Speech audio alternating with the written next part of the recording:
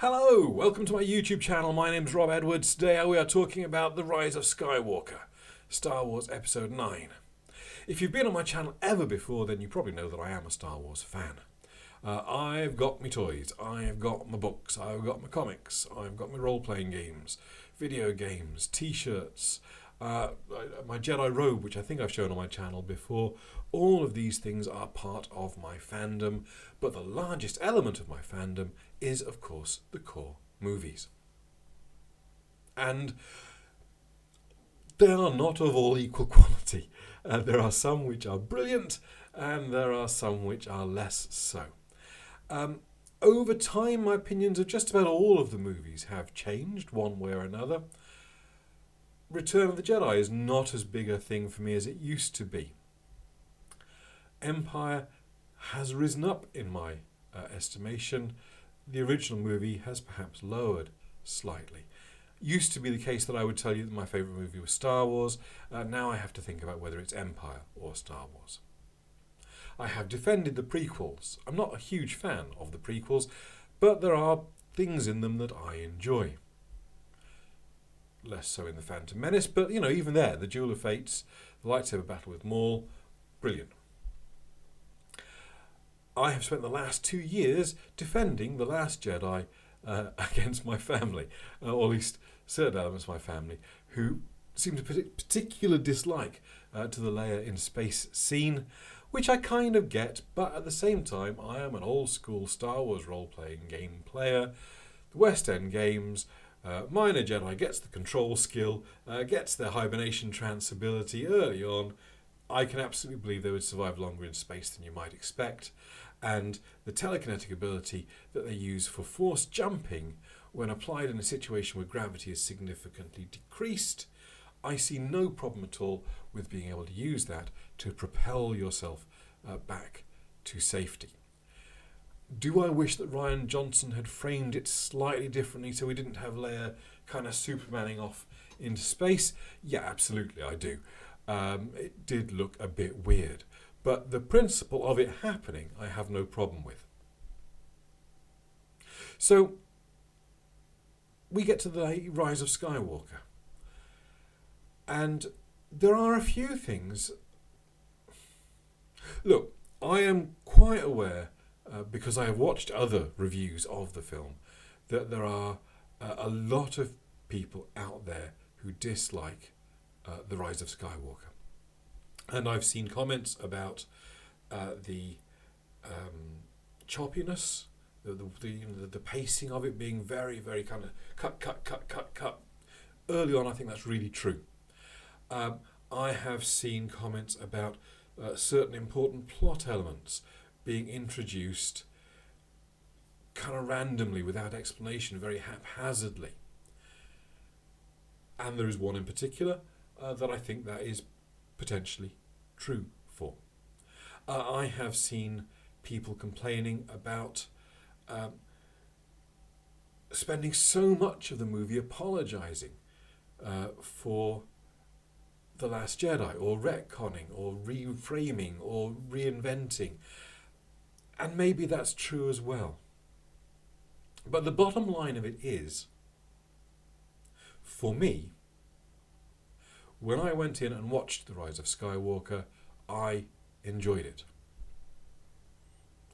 And when I went and watched it a second time, I enjoyed it more. Now, I compare this a little bit to my watching of The Phantom Menace, because I was so hyped when The Phantom Menace came out. We watched that trailer thousands of times. We battled around our work office with our lightsabers. That was actually bought at the time of The Phantom Menace, in fact. And we battled around our office with our lightsabers because we just were so excited for it to come. And when I watched The Phantom Menace for the first time, I was excited by it. I enjoyed it. I thought, wow, new Star Wars. I mean, I wish they hadn't done this, or I wish I hadn't done that. But I thought, actually, Star Wars, we're back. And then I watched it a second time, and I went, yeah, this is really quite good. But that's a bit of a problem. So I don't want to judge this movie based on one viewing, but I have actually seen it twice now. And in fact, my second viewing allowed me to put aside some of the things that I had problems with and actually, genuinely, truly, with no kind of hint of equivocation, I enjoyed the movie on both watchings of it. But to talk any more about the movie, I've got to talk spoilers. So I guess that's what we're moving into now. If you want my headline without spoilers, is it worth seeing? Yes. Is it a perfect movie? No. But I think it is worth seeing in the movie theatre. I really do. So let's talk spoilers. And I've done, this is my second take of this. I did try to do a kind of blow by blow, the bits I loved, the bits I hated, and I ended up speaking more about things I didn't like so much, and that doesn't feel right to me, because that's not my overall sense of the movie. So let's very quickly tick off things I didn't like, or things that I think that they should have done differently. The Return of the Emperor, love it in principle, hate it in execution. I would have rather built to it during the movie. Actually, I would have rather built to it during the trilogy, but that wasn't to be. I would rather have built it in the movie, rather than it being the opening crawl going, "Hey, we did a Fortnite advert," or whatever it was, the message from the Emperor appeared in. The pacing was a little choppy, but I didn't mind it so much. I hated the lightspeed skipping in the Falcon, because that's not how hyperspace works. I didn't like the Dio character, particularly the "I've got a squeaky wheel, oh give me some grease, oh that is voiced by J.J. Abrams, that is J.J. Abrams saying, hey look, all these squeaky wheels are getting the grease, they're getting the movie they wanted." Meta, don't like it, bad. The moment which I've seen a few people talk about being too Endgame at the end, where all the ships turn up, I wish I hadn't seen the criticism of it being a bit too like Endgame, because it hadn't occurred to me until I'd seen that criticism. But now I've seen it, I can't ignore it. It kind of doesn't... What I didn't like about that scene before I saw that criticism is I was conscious of having my emotions manipulated at that moment. And it felt more manipulative than the Endgame moment, actually. And I felt a bit kind of uncomfortable for me that they were doing that. But that said, it choked me up both times I saw it. So I was being manipulated, but it worked. Is that a good thing about a movie or a bad thing about a movie? I don't know. Part of the job of a movie is to make you feel stuff, and this succeeded in that. One thing that I still don't quite know if I'm putting it in the good column or the bad column is the use of Leia, or Carrie Fisher, particularly in this movie. And on one level, I am super stoked that we got to see her in this movie, and that she had a role in this movie, and that it was an important role in this movie. And considering what they had to work with, I think they did a pretty good job about making that an active, substantial role in the film.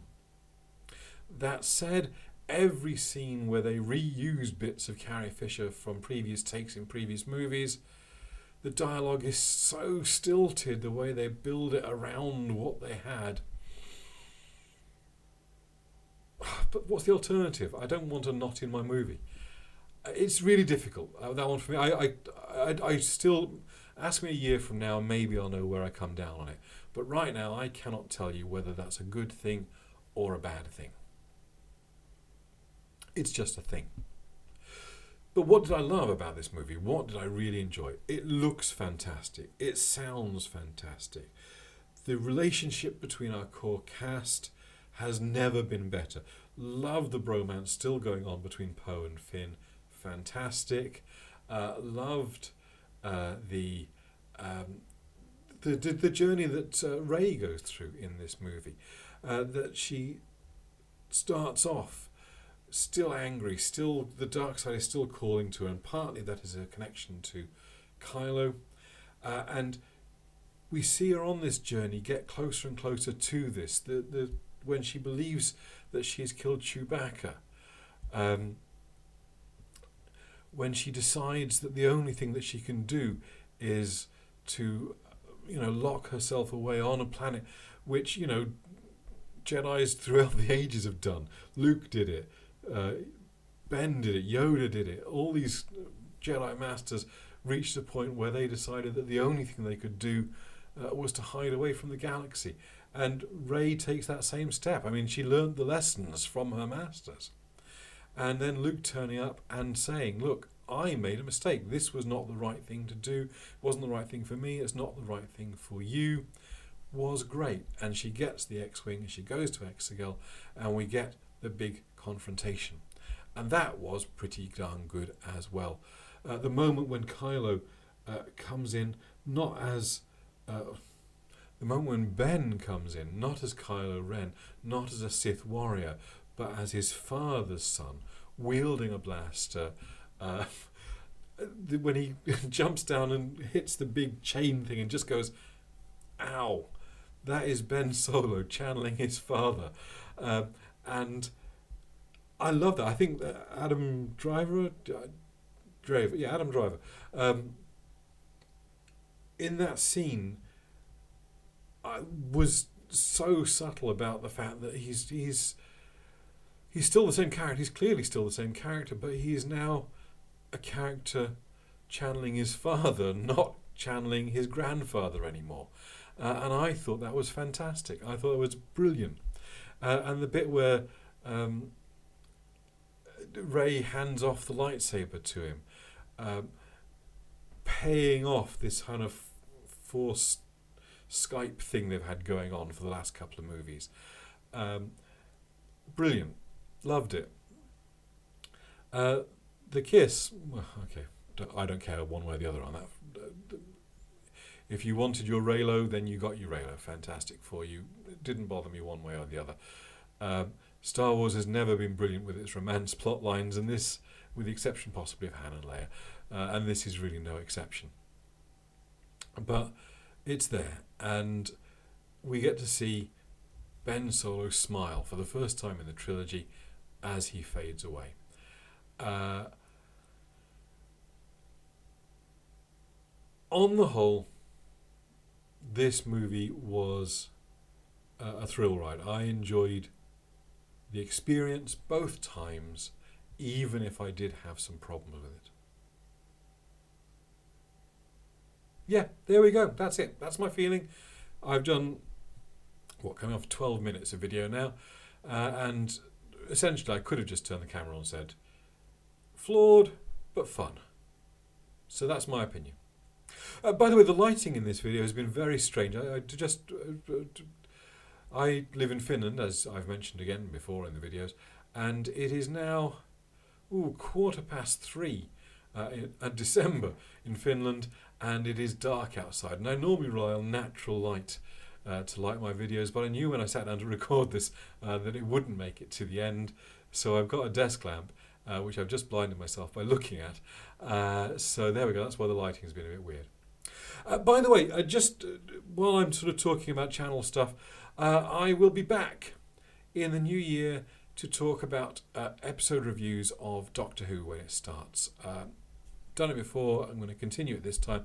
I'm not going to do the review and the kind of follow-up episode, which I tried to do the last season, mostly because, I'll be honest, looking at the metrics about how often these those got viewed, only a handful of times. So I'm going to stick with the reviews because that's what people seem to want, or people of any interest from me doing. But I'm going to be a bit scuppered, I think, because I believe Finland isn't showing the episodes of Doctor Who's next season until a little over a week after they show in the UK. So it is possible that my reviews are going to arrive so late that nobody's going to watch them again. But, they're going to be there if you want to see them. Anyway, thank you very much for watching me rambling on about Star Wars and anything else which popped into my head at the end there. If you want to check out more videos by me, please do. There's probably some on the screen somewhere, and there's a subscribe button as well. Fantastic. Rise of Skywalker, fun but flawed. Cheers.